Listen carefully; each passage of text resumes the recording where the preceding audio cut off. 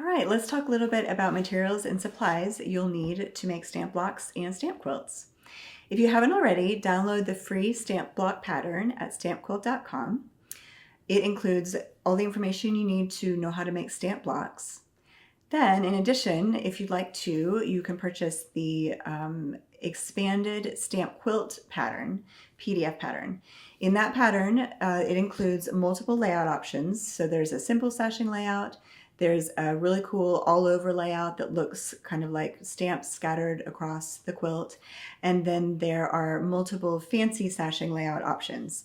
There's 4 different fancy sashing styles and 4 different fancy sashing cornerstones. Those are foundation paper pieces that you can mix and match, and all the sizes are included, and it is just a nice look, and you can go from there.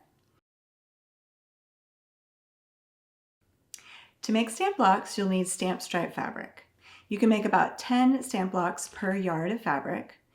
So if you wanted to do a 30 block quilt, like a lot of our samples are, 3 yards would be sufficient. If you want more wiggle room, you could add a bit more. If you're doing any other layout, please refer to the pattern for yardage information. In addition to stamp stripe fabric, you'll also get to choose focal fabric for your stamp blocks. This, to me, is one of the funnest parts of this whole project, getting to choose fabric that you love to feature in your stamp blocks. You can choose any fabric you like. Doesn't have to be Alison Glass fabric, of course. Certain designers like Tula Pink and Anna Maria Horner have such beautiful fabrics and would be so neat to feature in these blocks. I did design a fabric specifically for the center of the blocks. It's a panel print in the Postmark fabric collection. It has a bunch of different animals and cute bits. If you'd like to choose it for your stamp blocks and quilt, that would be great. It comes in a warm panel and a cool panel. To make a quilt as shown in a lot of our examples, you'll need just one of each. To make gathering fabrics easy, we are also offering a few limited edition stamp starter sets.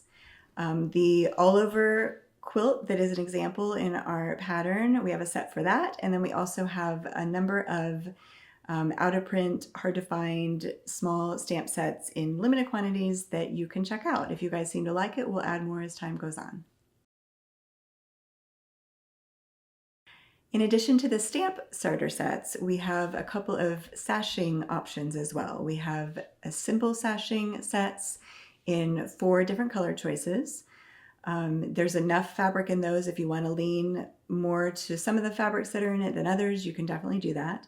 And then the Flying Geese Fancy Sashing quilt sample turned out so pretty that we wanted to offer a set for the Flying Geese solid colors that we used. Both of those are available to make it easy for you to gather your fabrics. In the stamp block pattern, you'll find 2 templates. These are printed at home paper versions. There is a stamp stripe template. This is going to be helpful in cutting the stamp stripe pieces to make the borders around your stamp centers. And then there's another stamp center template. This is helpful in knowing how to fussy cut your centers to be just the right size for your blocks. These printed home versions are totally sufficient for making stamp blocks. We are also offering acrylic versions that act as both a template and a ruler in one, so they're a little bit more convenient if that is something that you would like to add, but really either way works perfectly well for this project. Then you'll need a few other basic supplies like copy paper and a printer or copier for printing the templates and making copies of the foundation paper piecing templates if that's something you're going to be using. You'll need an iron and an ironing station, sewing machine, rotary cutter, rulers, and a cutting mat, and then a basic high quality piecing thread.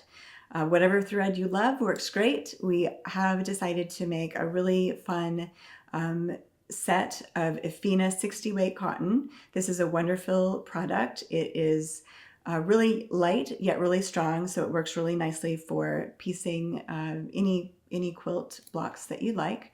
The set is called Most Useful Neutrals. It is 8 colors that I chose to be very neutral and very useful, not only for the stamp quilt project, but really for any project that you are doing. There's a range from black with a lot of nice grays and white, and then 3 of my favorite colors that I think work really well if you're using a lot of saturated colors, a range of colors in your blocks. For some reason, these colors just blend really nicely across the board.